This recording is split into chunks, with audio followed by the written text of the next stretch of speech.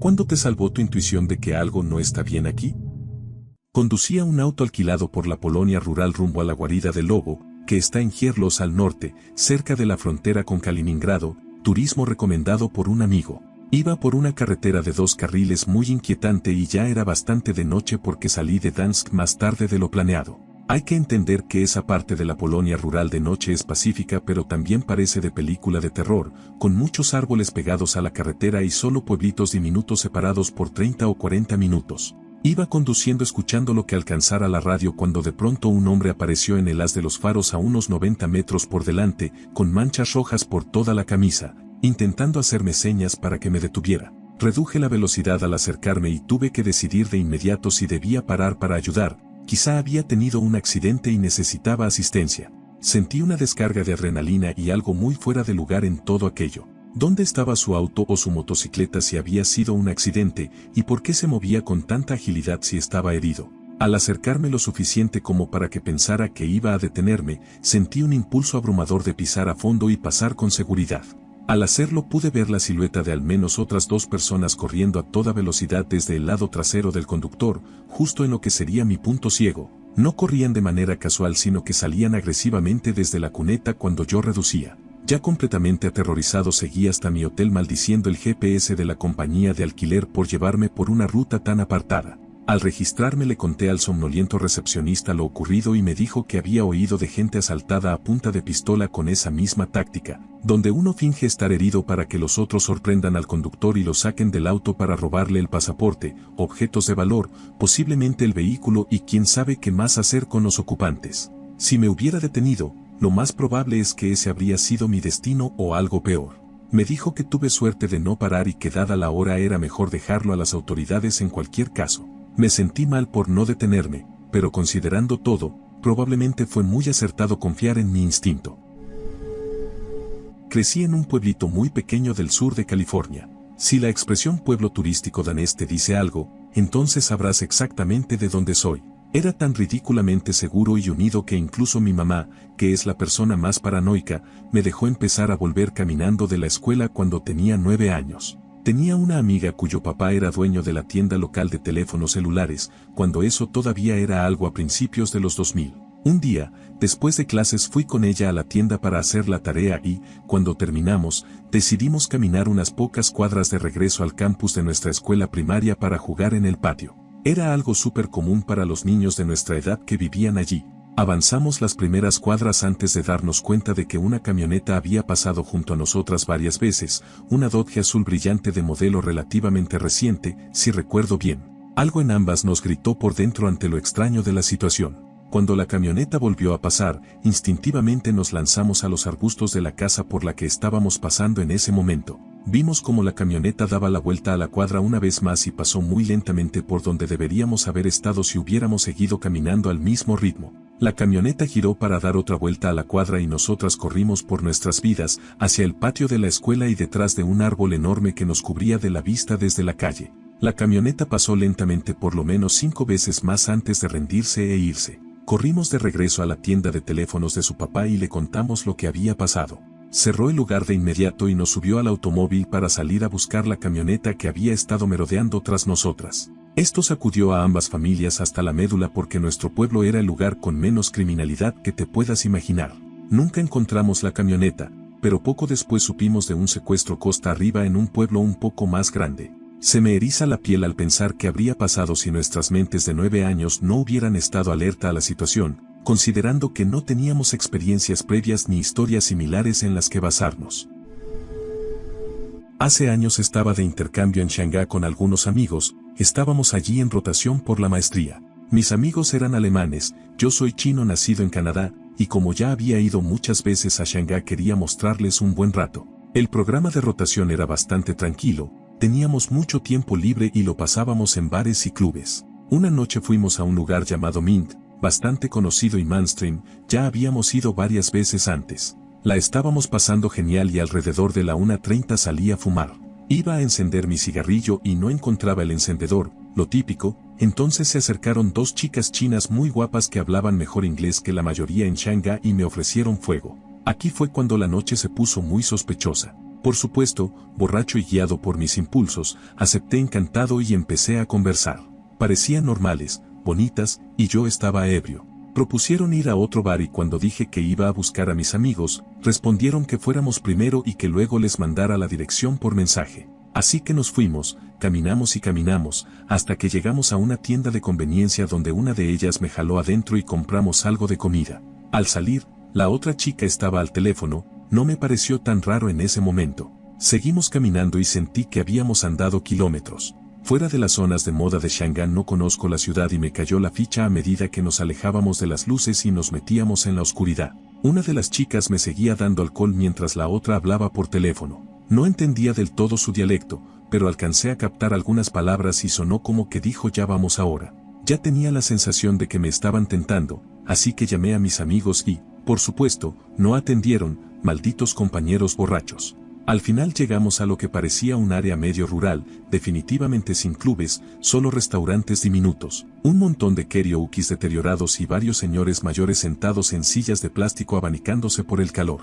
Todos en la calle me miraban, no sé si era idea mía, pero era como si hubieran visto esto antes y me estuvieran indicando con la mirada que me fuera antes de que fuera tarde. Terminamos entrando a un bar y, cuando entré con ellas, estaba tenuemente iluminado y había 3 o 4 mesas pequeñas ocupadas solo por hombres, de pinta sospechosa. Una de las chicas dijo que iba a buscarnos una mesa y que vendrían algunos amigos suyos, pero la vi ir a una mesa llena de hombres y señalarme levemente mientras le hablaba a uno de ellos. En ese momento supe que tenía que irme. Todo el bar se sentía como una trampa, la mayoría me miraba, así que usé la excusa del cigarrillo y salí. La chica que se quedó conmigo toda la noche me siguió, intentó hacerme volver y dijo que podíamos fumar adentro. Luego pareció frustrarse, me dijo que la esperara allí y volvió a entrar. Mi instinto me dijo que saliera de ahí ya. Por suerte venía un taxi por la calle, me le crucé y el conductor empezó a gritar en su dialecto. Me acerqué a la ventanilla y le dije en chino me están robando, necesito irme ahora. Me subí a su taxi y empezó a avanzar despacio. Al irnos miré hacia el bar y vi que la chica salió con 2 hombres que estaban en la mesa de antes, definitivamente me estaban buscando. No es un gran clímax, pero sentí que escapé de que me robaran las pertenencias o, peor, de algo grave. Lección aprendida, nunca aceptes fuego de chicas bonitas en Shanghái. Evité que mi padre muriera por una situación como esta. Durante el último año y medio he estado cursando una maestría y en ese momento viajaba desde la casa de mis padres, que está a más de 2 horas, para ahorrar dinero y mudarme más cerca. Ese día empezó y transcurrió con normalidad. Empecé a sentirme rara cuando recién me había sentado a hacer un trabajo importante después de mis clases. Tomo medicación para la ansiedad, así que cuando empecé a sentirme extremadamente intranquila tomé uno de mis medicamentos según necesidad y di por terminado el día. Pues no se me pasó, de hecho empeoró. Terminé usando la dosis máxima de mi receta e incluso intenté comer algo, pero no ayudó en absoluto. Estaba haciendo todo lo posible por aguantar, pero llegó al punto en que tuve que sentarme en el piso con los ojos cerrados, tratando de no vomitar ni desmayarme. Nunca había experimentado algo así y estaba empezando a asustarme. Llevo bastante tiempo lidiando con ansiedad y ataques de pánico, así que sé cómo se sienten, y esto era completamente diferente. Lo sentía en los huesos. En su punto máximo, tuve un pensamiento intenso y a los gritos de necesito ir a casa ahora mismo. Terminé corriendo al metro y milagrosamente alcancé mi tren a casa desde Tan Station con menos de 30 segundos de sobra. Esto es importante porque los horarios estaban cambiando y el siguiente tren no salía sino hasta dentro de 1 hora y media. Durante las 2 horas de viaje a casa estuve en pánico y sudando. Simplemente sabía que necesitaba estar en casa. Por fin llegué y encontré a mi papá en medio de un ataque al corazón enorme. Cuando entré, de hecho estaba arrastrando lentamente su cuerpo por la casa para llamar a una ambulancia. Estaba en mi auto y camino al hospital a los 3 minutos de que yo llegara. Conduje como en Tokyo Drift mi auto hasta el hospital y llegué 100% más rápido de lo que habría llegado la ambulancia. Lo ingresaron y de inmediato se lo llevaron para una cirugía de emergencia. Resulta que tenía casi una oclusión del 100% en la arteria descendente anterior izquierda, también conocida como la hacedora de viudas. ¿Por qué tiene un apodo tan lindo? Porque este tipo de oclusión crítica en esa arteria casi siempre es fatal. Han pasado más de 6 meses desde el infarto de mi papá y, milagrosamente, ha tenido un progreso increíble. Aunque perdió mucha función muscular en el corazón, la rehabilitación cardíaca ha ayudado tanto que pudo evitar un marcapasos por completo. Si no hubiera escuchado mi instinto, probablemente habría encontrado a mi padre cuando ya era demasiado tarde. En realidad ya compartí aquí sobre la intuición de mi abuela, pero olvidé otra historia sobre ella. Por lo general se quedaba despierta más allá de la hora de dormir de mi papá y sus hermanos, limpiando, aunque no siempre, cosas sencillas, ya sabes, recoger los juguetes de todos o lo que fuera mientras todos se iban a dormir. Una noche todos parecían cansados antes de lo habitual, pero ella básicamente ya los estaba acostando y todo, así que no debería haber sido un gran problema. Ella misma se sentía muy cansada, lo cual no es inusual por sí solo, pero algo le resultó extraño y, de repente, se sintió muy cansada muy rápido y, con lo último de su conciencia, pensó en salir de la casa para buscar ayuda. Se desmayó en el escalón de la entrada con la puerta aún abierta. Un vecino se dio cuenta y llamó al 911. El monóxido de carbono es más pesado que el aire, así que todos creemos que dejar la puerta abierta de esa manera salvó a todos en la casa. Todos estaban sufriendo intoxicación por monóxido de carbono, y justo era la hora de dormir, así que parecía que todos simplemente estaban listos para acostarse. Un día mi abuela se estaba quedando en mi casa mientras mi mamá trabajaba y yo estaba en la escuela. Yo tenía como 11 años. Esto era bastante inusual porque normalmente me quedaba sola hasta que mi mamá llegaba del trabajo. Iba de regreso a casa desde la escuela, entré al edificio, era un edificio grande de cemento, estilo Europa del Este. Tomé el ascensor, que por suerte estaba en planta baja. Yo vivía en el 5º piso. Llegué a mi piso y cuando se abrieron las puertas del ascensor vi a mi abuela muy asustada, vestida con pijama, me metió rápido en el apartamento y cerró con llave detrás de nosotras. Ni 3 minutos después escuchamos que tocaron la puerta, mi abuela se asomó y había 2 hombres parados justo frente a mi puerta. Casi me dio un ataque de pánico porque mi mamá y yo nos habíamos mudado hacía poco y no conocíamos a nadie. Nos quedamos en silencio hasta que se fueron. No entendía qué había pasado, así que cuando esos tipos se fueron le pregunté a mi abuela y me dijo que estaba sentada en el balcón esperándome y que cuando por fin me vio también vio a 2 sujetos inquietantes siguiéndome a solo unos metros detrás. Básicamente me salvé porque mi abuela estaba en mi casa ese día y por ese ascensor, ya que estaba en planta baja. Lamentablemente, mi abuela falleció este año, que Dios bendiga su hermoso corazón. En agosto de 2019 diagnosticaron a mi papá con linfoma. Luego recibió quimioterapia mientras yo estudiaba en el extranjero. Mi mamá y mi hermana fueron quienes lo cuidaron durante todo el tiempo que estuvo en el hospital. Llamaba a mi mamá todos los días para saber cómo estaba porque quería asegurarme de que se encontrara bien. Sin embargo, una vez, en la videollamada, le dije que lo quería. El 22 de octubre me levanté a la 1 de la mañana y preparé la maleta de la nada, sin explicación, solo una corazonada que me despertó. Por la tarde, mi mamá me llamó diciendo que mi papá estaba en riesgo. El médico dijo que había entrado en coma después del tratamiento reciente y que no iba a sobrevivir. Me horrorizaba perderlo. En ese mismo momento reservé mi vuelo, pero el más económico que podía pagar era para el día siguiente. El día antes de volar a casa falleció en paz. Nunca olvidaré ese día. Fue el peor día de mi vida. Hace unos años teníamos un Nissan Murano y un Ford Focus. Uno es un crossover grande y el otro un sedán pequeño. El Murano era mío, el Focus de mi esposa. Ella conducía 32 kilómetros hasta el trabajo con nuestros 2 niños pequeños, 2 y 5 en ese momento, si recuerdo bien. Se me ocurrió que a mi esposa le gustaría manejar el Murano al día siguiente, la única vez que había tenido ese pensamiento. Como nuestra entrada de autos es para un solo vehículo y yo llegué primero a casa, estacioné atrás para que mi esposa no tuviera opción más que estacionar adelante, más cerca de la calle. A la mañana siguiente, fui al trabajo en su Focus para que ella pudiera usar el Murano. 1 hora después de llegar al trabajo recibí una llamada, mi esposa lloraba desconsoladamente y estaba histérica. Un Jeep Commander que iba a 64 kilómetros por hora la embistió de costado. El policía dijo que mi esposa tenía la culpa, probablemente tenía razón. Sin embargo, todos los involucrados coinciden en que si mi esposa hubiera estado en el Focus, mucho más pequeño y bajo, el desenlace probablemente habría sido horrendo. Tal como fue, la peor lesión fue que mi hijo menor pisó un trozo de vidrio roto que se desprendió de su ropa cuando mi esposa los llevó a casa para que se bañaran, recomendación de los paramédicos.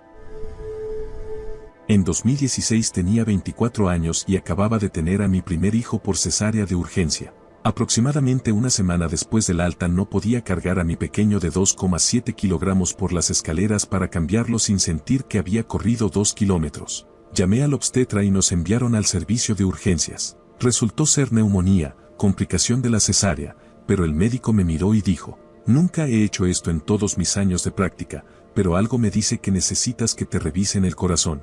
Así que voy a internarte porque quiero que lo hagan lo antes posible, no dentro de 6 semanas. Y tenía razón. Tenía una regurgitación aórtica grave y estaba asintomática. La combinación de la neumonía por la cesárea y la corazonada del médico me salvó la vida. Ahora tengo una válvula artificial, pero también lo detectaron antes de que se produjera cualquier miocardiopatía o aneurisma aórtico. Literalmente, el mejor escenario posible. Ese médico, al escuchar su intuición, salvó a una madre joven y ahora estoy eternamente agradecida por cada día que tengo con mi familia.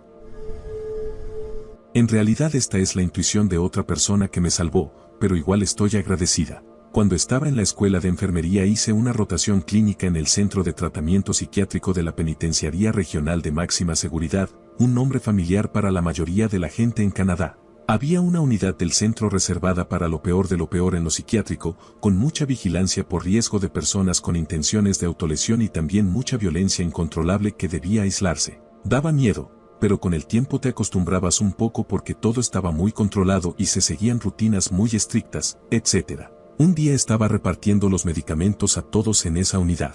Lo hacemos con una guardia, que abre la pequeña ranura de comida, situada aproximadamente a la altura del pecho y de aproximadamente 30 centímetros de ancho por 15 centímetros de alto. No era mucho espacio, pero cabía un brazo. Iba avanzando por la fila y le pasé a alguien sus medicamentos como de costumbre, él los tomó y casi al mismo tiempo la guardia se volvió hacia mí y dijo: da un gran paso hacia atrás. Ya me encontraba a un buen metro de la abertura, pero me alejé otros 1 a 2 metros. Entonces el hombre nos mostró su vaso, como indica el protocolo para probar que se tragó todo, y luego se me quedó mirando unos segundos. De la nada, ese hombre estalló acusándome de no haberle dado sus medicamentos, llamándome de todo mientras hacía todo lo posible físicamente por atravesar la puerta para llegar hasta mí, incluso lanzando golpes a través de la ranura y echándose hacia atrás para embestir la puerta con el hombro. La guardia simplemente cerró y trabó la ranura con calma, y seguimos por la fila como si nada hubiera pasado. Supongo que para ella era un día más, pero yo nunca olvidaré la mirada en los ojos de ese hombre.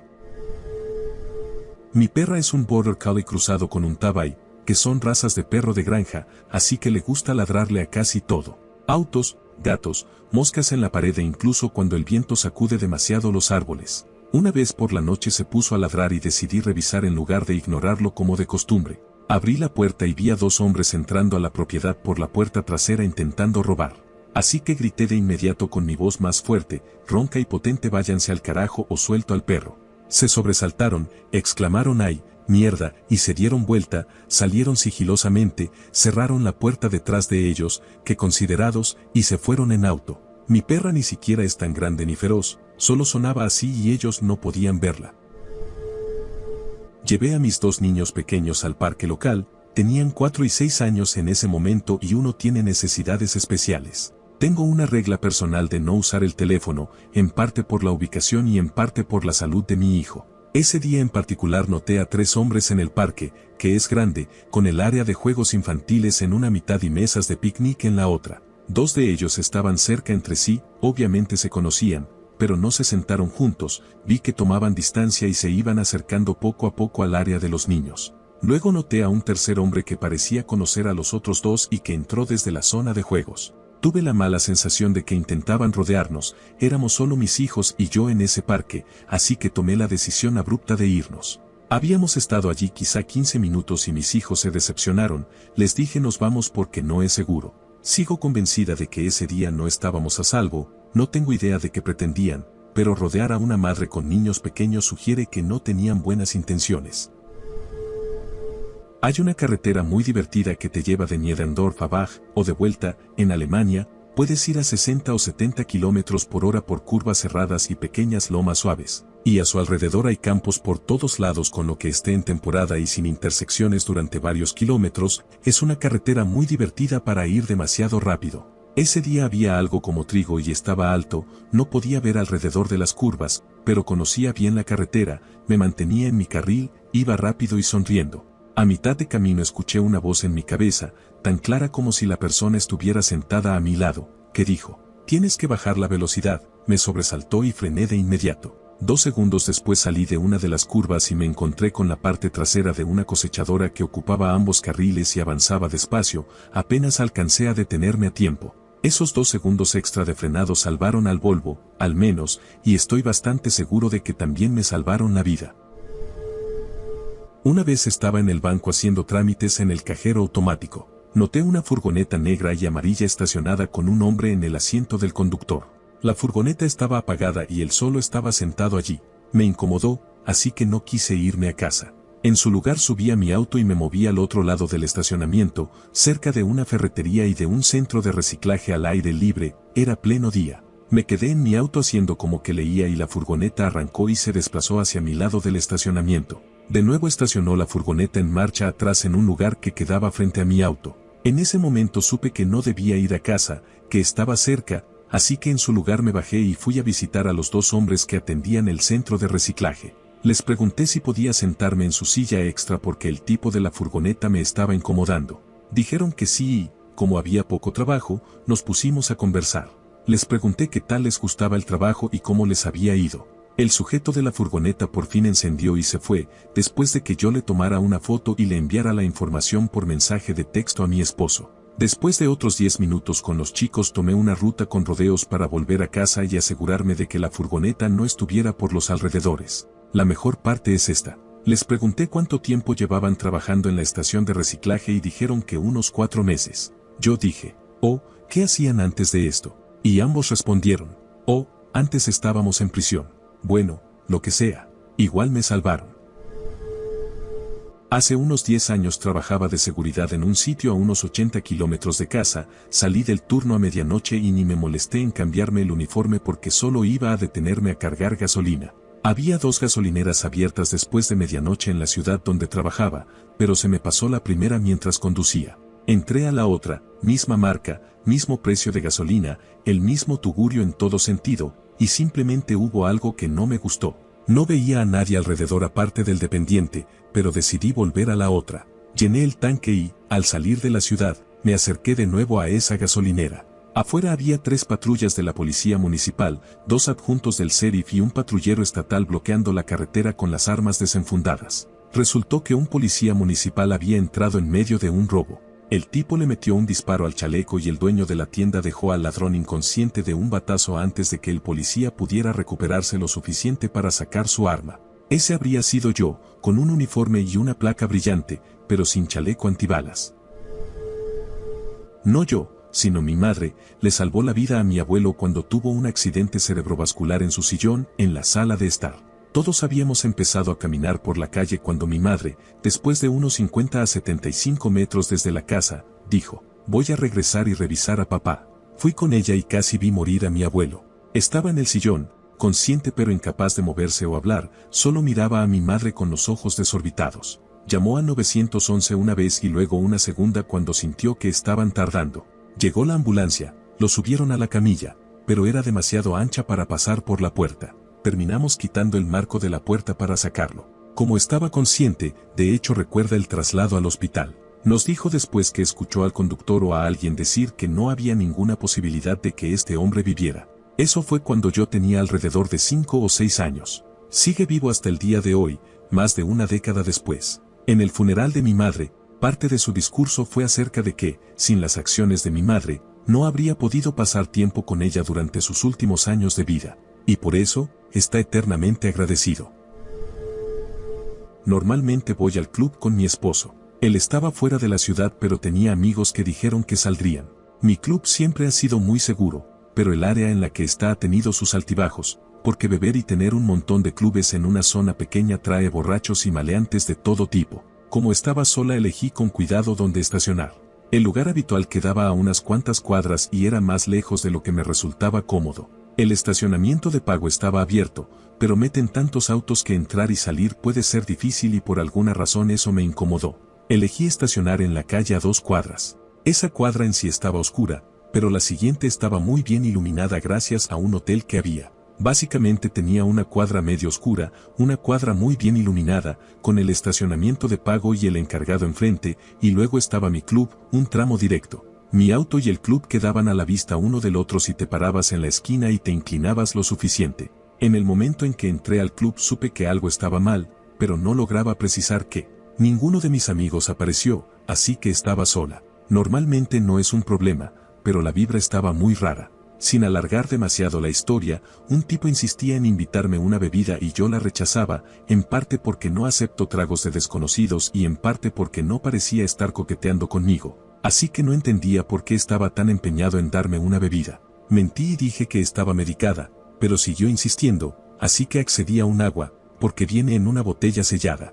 El tipo volvió con el tipo de vaso en el que suelen venir los tragos mezclados, me lo dio y se fue de inmediato, no lo volví a ver en toda la noche. El agua se fue directo por el lavabo del baño y empecé a buscar a alguien que me acompañara a salir porque me sonaban todas las alarmas. En parte por mi impaciencia por irme y en parte porque la única persona que conocía también había desaparecido, terminé saliendo sin compañía. 2 cuadras, línea recta, en su mayoría bien iluminadas, ¿qué podría pasar? Otra vez, en el momento en que crucé la calle y caminaba esa primera cuadra, una voz en mi cabeza dijo, la cagaste, saca las llaves y ponte alerta. Estaba teniendo una conversación completa con ese instinto, tratando de averiguar por qué estaba tan alterada. Pensé en volver al club y esa voz dijo no, ya es tarde, no corras o sabrán que lo sabes. Mantén la vista al frente y prepárate para saltar a tu auto, no te detengas por nada. Busqué hacer contacto visual con el encargado del estacionamiento, pero no estaba, así que no tenía testigos que al menos me vieran llegar al auto. De pronto me aterrorizó esa media cuadra sin iluminación donde estaba estacionada. Casi me quedo paralizada en la esquina, pero la voz dijo, apúrate, ahora. Cruzar esa calle hacia la oscuridad se sintió como saltar a lo desconocido. Me estaba alterando y no tenía ninguna idea de por qué, pero empecé a apurar el paso y a rezar para no dejar caer las llaves porque me temblaban mucho las manos y además ya había tenido pesadillas así. Sin razón aparente, no había nada concreto que justificara ese pánico. Hasta que llegué a la puerta de mi auto. Apenas abrí la puerta, otro auto se metió desde atrás y ocupó el lugar directamente detrás del mío. Fue raro porque era estacionamiento en la calle, así que, 1. Estacionaron mal, con la parte trasera medio metida en la calzada. 2. Estaban en sentido contrario. Y 3. Mierda, no creo que de verdad quisieran estacionar. Activé los seguros de las puertas y empecé a salir.